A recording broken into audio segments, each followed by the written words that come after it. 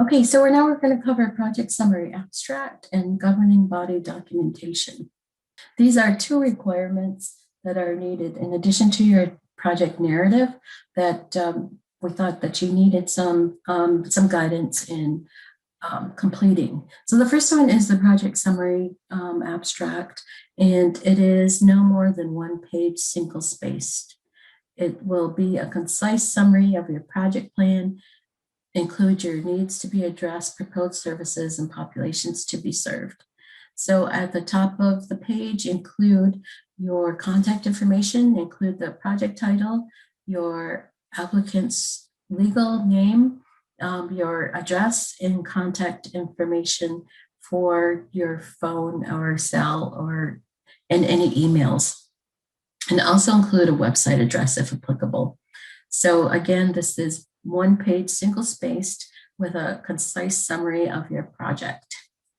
And the next one is governing body documentation. And this has become an issue recently, so we want to be very thorough about what is needed. So first, if you are a federal or state recognized tribe, your application should include a tribal resolution or a letter signed by your AOR on your letterhead. That is all you need. And very often tribal resolutions are included anyways, because they authorize a specific person to submit the application to ANA on the tribe's behalf. So you can include all of that information, but the tribal resolution does satisfy this governing body documentation for tribes. And you do not need to include the federal register list of federally recognized tribes and highlight your tribe. That is totally not necessary. Just a tribal resolution or a letter is all that is needed. The next one is specific for Native nonprofit organizations. So you must include an assurance of community representation on the board of directors.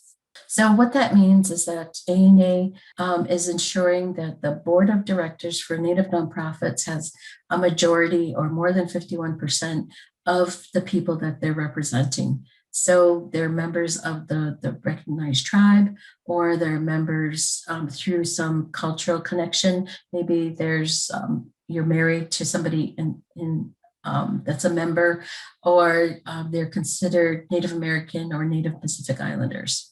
So those are the three categories. You need to identify at least 51% of your board. So the key thing about this form is if you don't include this form, and we'll show you the exact form on the next slide.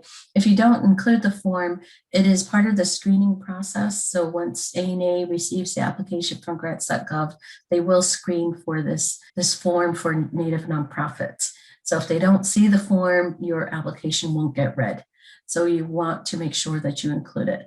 So this is what the form is, and it's also available on the Appendix C in every FOA, and this is really what you want to include. I would add the assurance of community representation across the top, and then list the board member by name and their title, if applicable, and their affiliation. So you want to make sure that at least 50% of them either are an enrolled member, or they're married to an enrolled member and they have that cultural connection, or if they're Native Hawaiian, you can just add that. And then non-Native members you want to make sure to also identify them, but you just want to make sure that more than 50% of the membership isn't non-Native. So make sure to include that. Again, it is one of the first things that's going to be screened, and if it's not included, your application won't get read.